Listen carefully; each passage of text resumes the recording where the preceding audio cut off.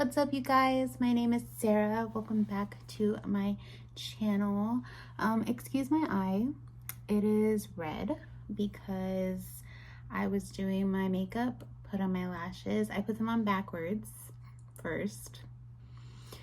And then I got lash glue in my eye, which was lovely. And so I had to try to rinse my eye out. I took the makeup off, waited for a while, and then put it back on, and now the redness is going down because it was 10 million times worse a little while ago, but it's still red. And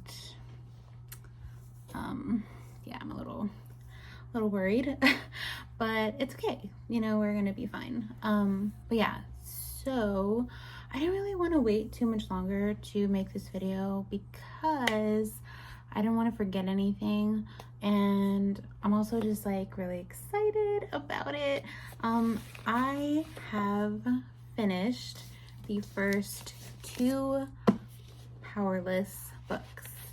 I know that this is a little novella and you don't necessarily have to read it, but I would absolutely recommend you not skip this. This book almost made me cry. I was actually listened to it. I did the audiobook of this one, and the way that they were talking it out and just everything about it, it just made me love it even more, and it really touched my heart. I literally was sitting there at work listening to the book and was about to start crying while I was there at work. It touched my heart that much. But okay, so this is going to be a review of both of these books, Powerless and Powerful. I have not bought Reckless yet. It is one of the books I'm going to buy for my birthday, so that's still quite a bit away.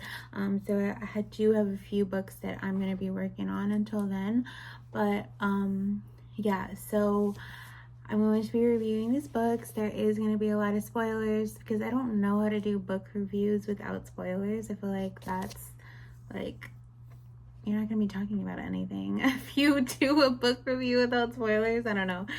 That's just my opinion, but yeah, so I'm going to be reviewing these 2 books. So the first one is Powerless by Lauren Roberts, and this book was so freaking iconic. So iconic. I loved it so much, and I was honestly obsessed with the writing. Okay, I am not someone who has read a lot of books, someone who has a lot of literary knowledge or anything like that, so I don't know what's the difference between really, really good writing and amazing writing compared to bad writing. People say that Wattpad or however you say it, books like that, Finding 13 or Binding 13 or whatever, stuff like that, they're saying little young adult kind of books that they're not good or whatever, but they're not, they say that they're not good writing, but I can't tell the difference honestly. But I will say that the way that things are written in this book were just so good. I literally, you can turn to almost any page and I have markings, I have, things highlighted and quotes, and I just have so much that I loved about this book. And oh my gosh, I honestly, you guys, okay, so I was expecting the ending, not fully the ending, but I was expecting to hear that Kai was the one who killed Pei's dad. I was there's no way that he's been the enforcer for this many years and he wasn't the one who killed Pei's dad. He had to be. There was no way that the king went himself and killed Pei's dad. It had to be Kai. But I was okay, you know, like as time went on, I was like, maybe they're not gonna take that route with the story. But I was like, that's kind of weird if they don't. Like, to me, I thought it would be like kind of weird, because if he was the enforcer for that many years, or like he was being trained to be the enforcer for that many years, then like of course he was the one who killed her dad, because that would have been around the time that he was having his training. Come to find out, that was his first kill. Ugh, crazy, crazy, crazy, crazy, crazy to me. Okay, so if you don't know what this book is about, I'm not sure why you would be watching the review, but if you wanted to know the review and it doesn't bother you to know the endings or whatever of books, then cool. But okay, so basically it's Peyton is an ordinary. She does not have any powers, but in Ilya, all of the ordinaries were killed, or they were sent to the Scorches, which is like a desert area where there's no way that you're gonna survive. And then anybody that was like harboring the ordinaries would go to the Scorches. So they would kill the ordinaries and send the people that were hiding the ordinaries to the Scorches. That's what it was. And so Peyton was able to hide, and she was able to pretend that she was a psychic so that she could get away basically with pretending that she's not an ordinary, because if she was to be found out that she was an ordinary, she would be killed right on the spot. So intense, right? But then she ends up meeting Kai, who's the prince / the new enforcer, which basically means that if the king has anybody that he wants to go kill, he'll send his enforcer. So he is the enforcer, and he came to the slums, which is where Peyton and her friend Adina live, and they meet because Kai goes there because there's information that somebody was hiding an ordinary, and so he goes, he finds them, banishes them, whatever. Then he meets Peyton, and she like steals from him or whatever, and he has the power to take on somebody else's power that's around him. So he does that to everybody that he meets. So like he was trying to do that with her, but he couldn't feel anything, and so he was like I feel like this person must be an ordinary. Like he was like, you know, debating on killing her or whatever. But then she was like, well, I'm a mundane, which is like a lesser it's like the ones that have like the lesser powers, like a psychic, or I'm not sure what other like mundanes there were. It's just stuff that was not like super helpful. They weren't like an elite, which is what he was, because he could pull everybody and anybody's power, so he would be like super powerful, of course. So you know, they have their little moment, their little banter, whatever, and then she ends up saving him because a silencer, which is someone that can take away the use of everybody's power, was, you know, like gonna attack him or whatever, and she ends up beating him up because the silencer can't do anything to her because she doesn't have any powers. So she also knows how to fight really well and everything. So yeah. So they have that whole thing, and then she finds out that she is going to be a part of the trials that have come up, and I want to say that they're alluding that she becomes a part of the trials because of the whole beating up the silencer thing, because I believe the people around them have to choose who they want to go and represent them in the games. So it's honestly giving Hunger Games. which I liked. I love the Hunger Games movies, and so whenever I saw that it was like a similar-ish kind of thing, like the main girl hates the king, main girl hates the president, in, you know, Hunger Games, they live in the slums, she lives in the slums, get, you know, picked for the games, blah blah. But yeah, so it was very like Hunger Games esque, and so she ends up going to the castle. It's the same thing, like, you know, in Hunger Games they get to stay in Pan Am, I believe, you know, like the nicer place, and they're put up in like super nice places, and they're getting to eat whatever they want and all that stuff. And so like it's the same thing in Powerless. It's a similar thing, but again, she has been put into these games, and she's not even an elite. She's not anything. She's just an ordinary. So the main thing really is the love story between her and Kai. Kai, you guys, okay. I left the book feeling unsure. Okay, for like 90% of the book, 90% of the book, 90%, I was in love with Kai. I kept saying that Kai was my new book boyfriend. Loved him. Loved him.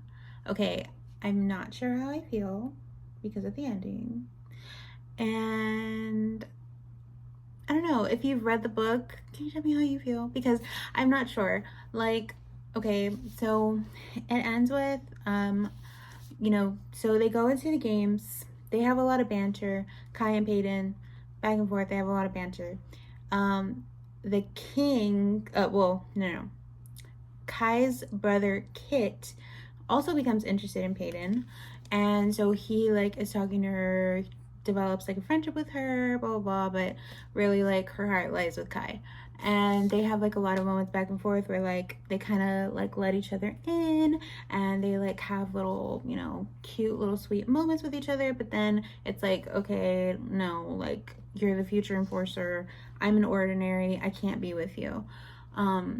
But they have so many dang cute moments, and like the way that Kai talks, and just like, okay, honestly, like his little like sarcasm, or his little like cocky confidence, I love it. Like I love it. I don't know, which is funny because like one of my favorite superheroes is Iron Man, and like that's also his personality, so maybe that's what I like. I don't know, learning new stuff about myself, but I absolutely loved it. Like, okay, there is a quote. Well, it's not a quote. It's there is a thing that happens in the book when they meet each other. I didn't put any like tabs and stuff. I think I'm gonna go back and put all the tabs, but there's gonna be tabs like every other page, girl, because I was highlighting everything. Okay, so there's this one part whenever they're like leaving each other, whenever after they meet the first time, he says, whenever he says Peyton, his deep voice makes my name sound so rich and so regal, as if I'm the one with royal blood pumping through my veins. Like, who talks like that? It's just so iconic. I just love it. So, and he says, he's backing away all while reaching into his pouch to pull out a coin. With a flick, it's flying towards me. I barely have enough time to throw my hands out and catch it as he says, something to remember me by. Like, okay, okay, I'll definitely remember you. He's several steps from me now, though his eyes are still locked on mine. Oh, and darling, I love that he calls her darling all the time. And she says, Peyton. And he says, you were right. He takes another step backwards. I huff out a sigh. I'm not sure I should even listen to what you're about to say, since you didn't address my name, since you didn't address me by my name, which is, and then he says, Peyton. The sound of his name from my lips cuts, the sound of my name from his lips cuts me off. The ladies do love me. And with a wink, he turns and strides out of the alley. Like, come on. Oh my gosh. Like, he is just such an icon. Like, I love the confidence. I love the cockiness. Like, it's just so, it's so cute. I just love it. I love it so much. Okay, so there's a point where they're in the first games and he ends up having to save her life.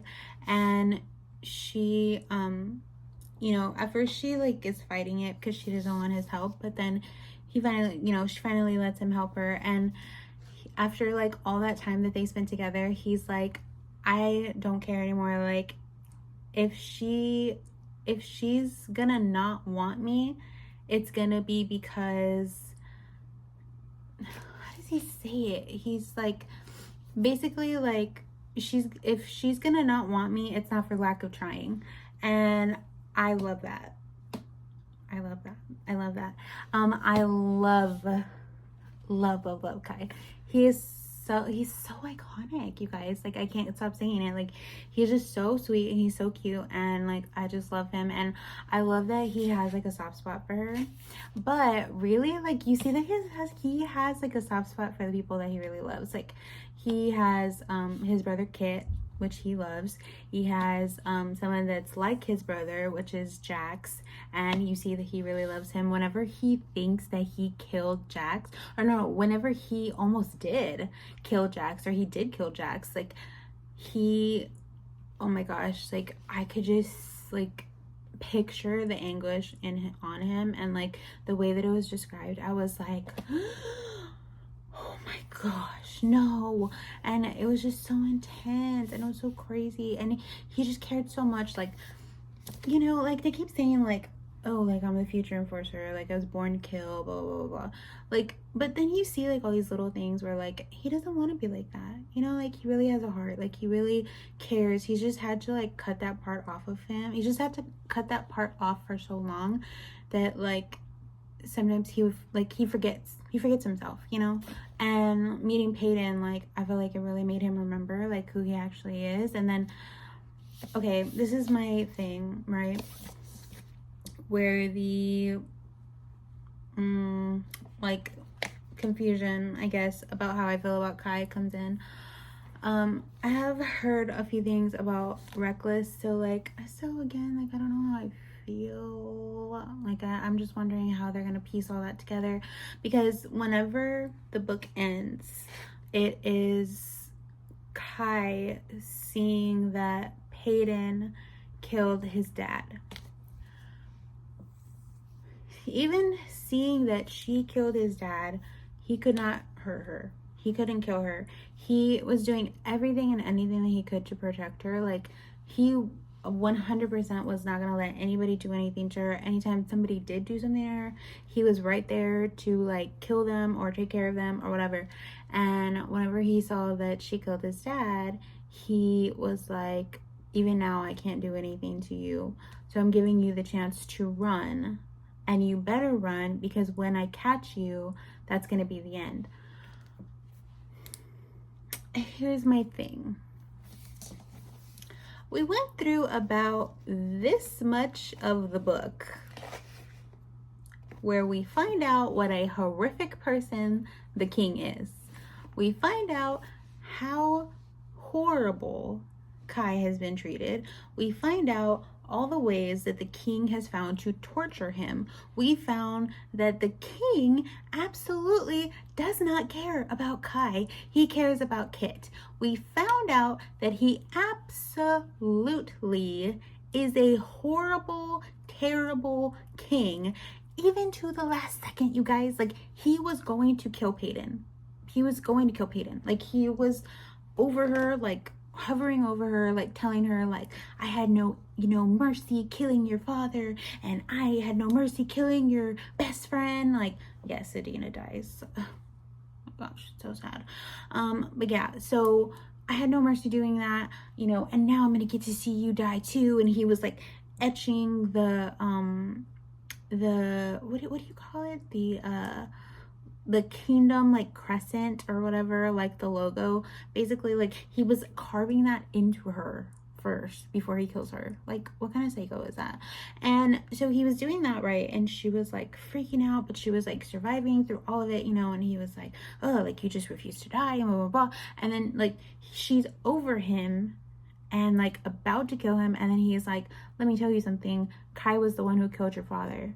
That was his first kill. And she could not take it, and then she kills the king, and then Kai sees that she kills the king. Why is it that you're so upset that she killed your dad when your dad is a horrifically horrible person who did not even care about you? Would you have preferred if he killed Peyton? Would that have made you happy? Like, he was gonna kill her. She had no other choice but to kill your father because he was going to kill her. But now you're mad at Peyton and you hate her because she killed your dad, who has been nothing but a horrific person to you and has been terrible, and you hate him and all this stuff. But you're mad? Like, why? I don't get it. You know, and then to know that, like, she didn't just kill him because, oh, I've had this, like, huge, long vendetta and I want to kill the king, you know? Like, she didn't even have a plan like that. Like, she just wanted to get through the trials and leave. That's it. That's all she wanted. She just wanted to get through the trials and leave. And the king was the one who found her, cornered her, and was about to kill her. She was gonna just take it. Really, Kai? Is that what you wanted? You wanted her to just sit there and die? Like, no. Like, she wasn't gonna just die, you know? And I don't know. I didn't like that. I was kind of like, you know, good riddance. Good riddance to the king. Like, I don't know. I just thought it was dumb. Like, I didn't understand why Kai was so upset. I didn't understand why he was like saying, oh, Peyton, you better run because whenever I find you, like, I'm gonna kill you, blah blah. Like, I didn't get it. Why are you mad? Like, he was a horrible person and he was about to kill her. Like, you probably would have done the same thing. What are you talking about? You know, I didn't like that. The other thing, I did not love the dynamic of her and Kit, of Peyton and Kit. Truly, I could have done without it. I could have done without the Kit and Peyton dynamic. The only good thing that came out of it was that you got to see like cute, like, it was cute to me. Like, cute things where like Kai was jealous that she was dancing with Kit, or like, yeah, like I've had to hold myself together, you know, just watching you and my brother dance or whatever. Like, that was the only cute thing to come. That was like the only thing I feel like that came out of Kit and Peyton being together. I didn't like that she couldn't stand to look at him, even though he wasn't his father. I didn't like that she ends up basically using him to help the resistance come in, which I get it. Like, I get why the resistance wanted to come in, although she didn't know what they were gonna do whenever they came in, so that was a whole thing. But like, I get why she did it. I just didn't like it because, okay, now it's the fact that he knows that she used him. Kit knows that Peyton used him to help the resistance. Now he hates her.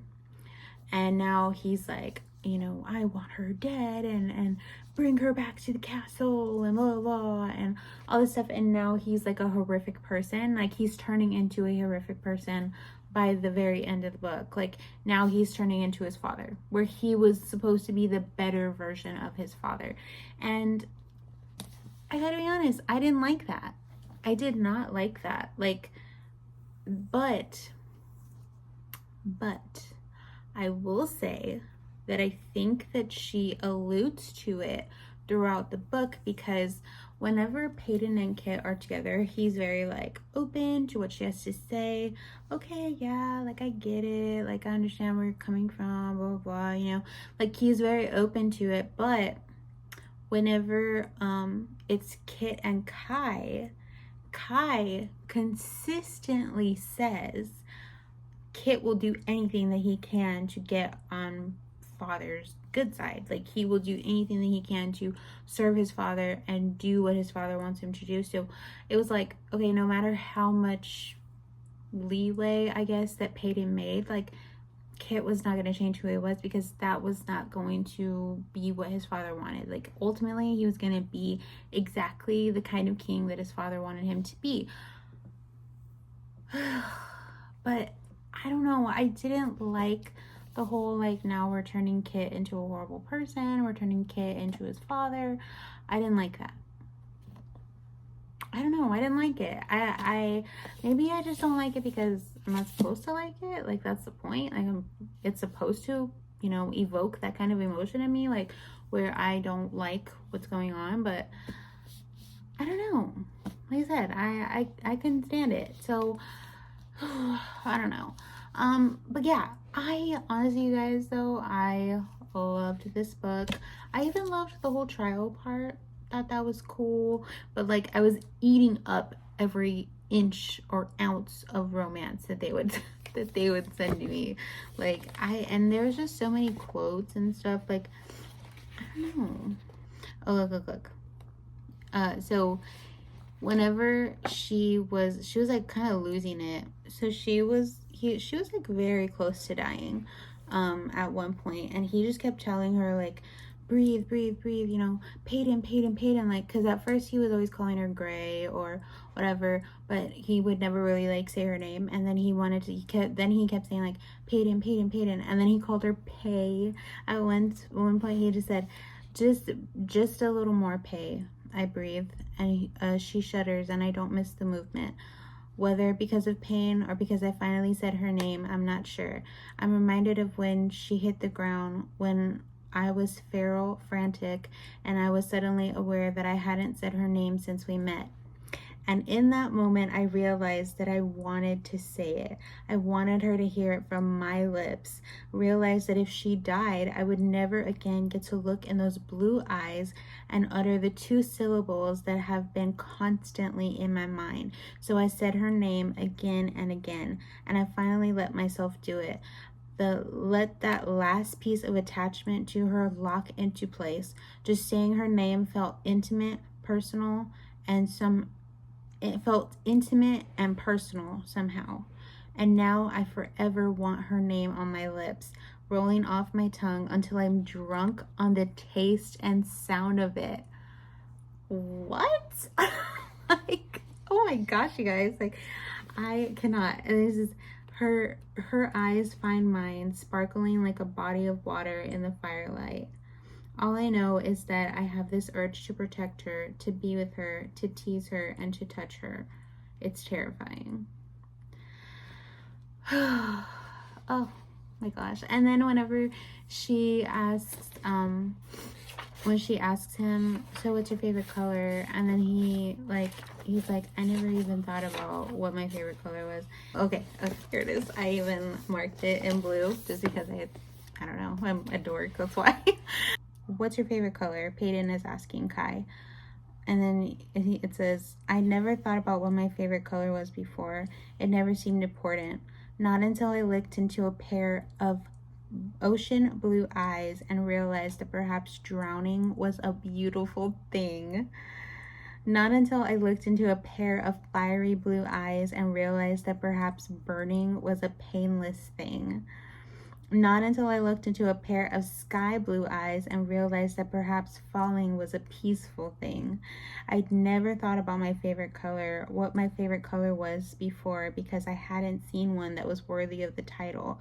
And now that it is, until now that is, blue, I say in my low voice. She looks at me thoughtfully and studies me sincerely. I would have never guessed. And then he says, neither would I. Oh my god, it's so good. It's so good. I love Guy so much. I love him. He is such an icon, and like he could speak to me all day. Like, come on, Lauren Roberts. Like, I just love it. I love it so much. And like, just every quote, every cute little interaction with them was just adorable. And like, I get like the banter thing, like, oh, I hate you, oh, I hate you too, but no, like, I really like you. Like, yeah, it was cute, whatever. But just the moments of seeing, like, hearing what they sincerely feel about each other was just like the cutest thing in the entire world. And then how they would just like do like little things to be like touching or whatever, and like, you know, he would be like up behind her like, oh, I'm distracting you, I'm distracting you, you know, and then she would, oh, I'm distracting you too, you know, like it was just so cute. It was just so cute, and I just love it. And like, I was not like a fantasy reader at all. Like, I actually thought like fantasy was like a little bit corny, but since I read Once Upon a Broken Heart and I read Powerless, I feel like I'm getting into like my fantasy game. I wouldn't say it's a fantasy era quite yet. I haven't like fully switched to just wanting to read fantasy, but I'm definitely having it on my radar, and I cannot wait to read Reckless. The only thing is, I did hear somebody that loved Powerless say that they didn't enjoy Reckless very much. They said that it seemed like it was more like a filler book, but she did say that it was more so centered around like Kai and Peyton, like just like them, like their banter, like going back and forth. It wasn't really like about like a war or anything like that. And so it was like, okay, you know, so it was a little interesting. I feel like it's gonna be good though. Like, I am so excited to read Reckless, and then there's a third book coming out, and I'm so excited, and I can't wait. Okay, you guys, so I think I'm actually gonna make this a part 2. So go and see my other video for part 2. But I hope you guys enjoyed this whole review for Powerless, and let me know if you've read the book.